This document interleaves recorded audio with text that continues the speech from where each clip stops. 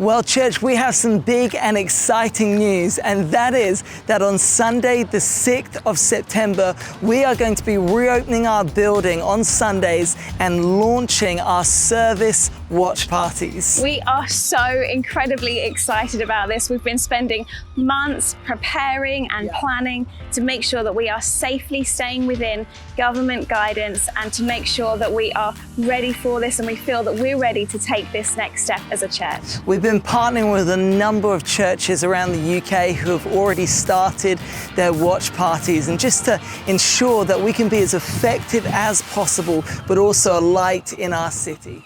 Although at this stage, the experience will feel quite different to what it was like pre-COVID-19, we've been so encouraged by hearing so many stories of churches gathering, of people who didn't ever step foot in a church building before coming into church. We've also heard stories of people who've lost hope in this time of challenge over the coronavirus and really just finding that refreshing of God as they walk into the church building. Yeah, we know that the church was never meant to be a building or a place, but it is the people. And God has been speaking fresh vision to us over this season, and we're excited to launch our new series in September, The Church is the People.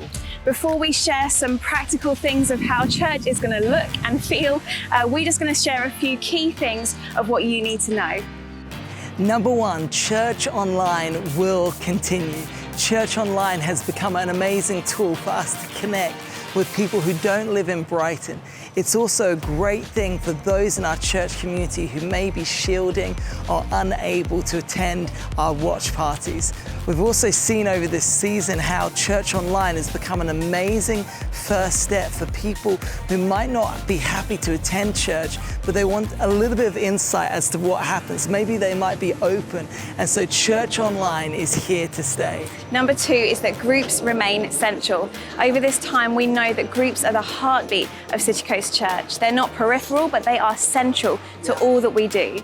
Whilst we're so excited to be opening up the church building for our watch parties, we are equally excited to be launching new groups and creating new spaces where groups can meet physically and still maintaining social distancing. That's it. And number three, we are in progress. We know that we're a church in progress, but when it comes to this pandemic, we're still in progress. And as an executive, every week we're checking the updates on what it is and the guidance surrounding places of worship. And we've put together a sliding scale that means we can slide a step forward as restrictions are lifted and slide a step back in case restrictions are tightened. But we know no matter the program, the church still lives on. We grow and we build together. And even in this step that we take in opening up the church building for watch parties, we know that it may be difficult for some people to attend these watch parties. We know that there are many restrictions that are still in place to keep us all safe as a church. But what we do believe is that this is a significant step for us as a church going into this new chapter. Well, just before Vicky shows us a walk through the building and some of the changes we've made, let me share 4 key changes to our services. Number one is in accordance to the government guidance. Initially, we will not be able to sing together corporately. And I know this is a big change for us because singing is so central to what we do as we worship.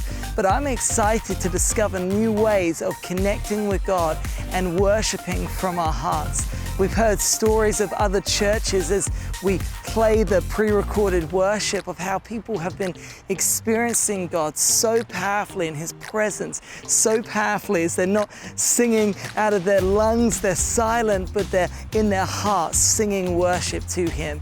And we're going to have prayer at the end of every single service. Number 2 is you need to book your seat. Tickets are available online for free, and every Sunday you're going to need to book your seat, book your family, your household, or your bubble. And this is just so we can make sure, because we've got limited capacity across our services, to make sure we have a safe and a socially distanced environment. So make sure you got to book your ticket. Number 3 is as of the 8th of August, it became regulation to wear a mask over your face in places of worship. If you're under the age of 11, this isn't applicable to you, but if you're over the age of 11, we just really request that you would wear a mask and respect that and come suitably prepared. And finally, number 4, a big change for us as a church is that at this stage in the government guidance, we won't be able to provide a kids program. We will be able to provide a youth program for secondary school young people, which will be amazing to run coincided with our service. But if you've got kids in primary school or younger, we just ask that they would be with you in the service, sitting with you. We're excited that our services are family friendly. We're going to make City Kids TV available from first thing in the morning in case you want to bring some devices and some headphones so your kids can watch that during the service. But come along if you can as a family, and we'd love to connect with you. All other details are on our website. We've got frequently asked questions there, and we really hope as you have a read through that it would answer any questions you have. So when you arrive at church, if you come in your car, you'll be taken by a lovely host team member to park in the correct space for you to make sure we are all COVID secure. We will then head into the building. At this point, make sure you pop on your mask and also get your ticket ready to be scanned very soon. We will then be welcomed by lovely host team members, and at this point, make sure we sanitize using the amazing new hand sanitizer stations. We'll then follow the one-way system upstairs. At this point, we get to our temperature check station. There'll be stickers on the floor to make sure we're socially distanced. Here we receive our temperature check to make sure we're all healthy and ready to go into the building. And next, we have our Verve Youth sessions. These will just be running at the 10 a.m. session. So if you've got Verve Youth in the secondary school age, make sure you get their ticket online and they will have their own ticket for the Verve Youth sessions. Let's head upstairs.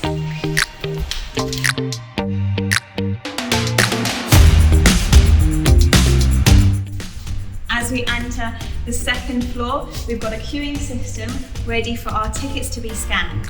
To get a ticket, you can go onto the website or the church app and you'll be able to find your tickets on there. We've got a 10 a.m. session and a 12 p.m. lunchtime session, so you can book the appropriate session. Let's go in there. Hello. Nice to see you. So nice to see you. Thank you.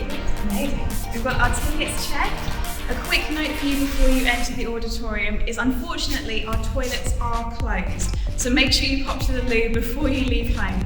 Our team members will help you if there is an emergency. The team members will be wearing a lanyard as usual. We can then be very welcomed by our lovely host team as we enter the auditorium. A host team member will take you to your designated seat. You'll need to stay in your seat, or at least stay in this area. As you can imagine, we've socially distanced all the chairs. Each service will last for less than an hour.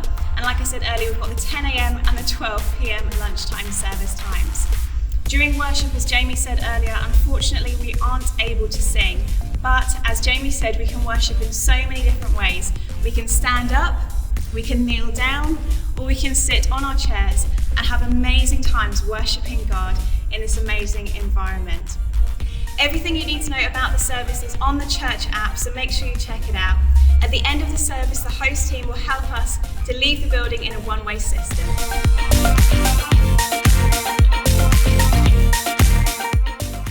Once you've left the auditorium, you can sanitize your hands using, again, our amazing hand sanitizer stations. Unfortunately, at this time, the cafe will be closed, and so we can't have any social gatherings after the service, really sadly, but I'm sure that will happen soon. Let's go out the building following the one-way system.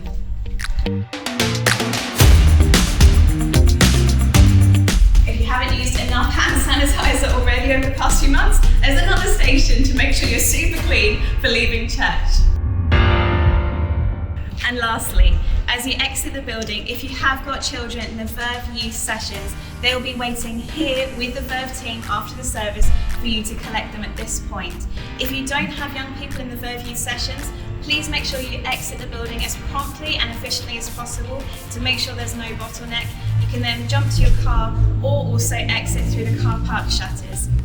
I hope that's been super informative for you. Lastly, just to quickly say, if you are inviting a friend, can I just say this is the most amazing opportunity to invite friends or family members to church. We just need to make sure if they're a separate household to you, to book them a separate ticket to make sure we have socially distanced seating upstairs.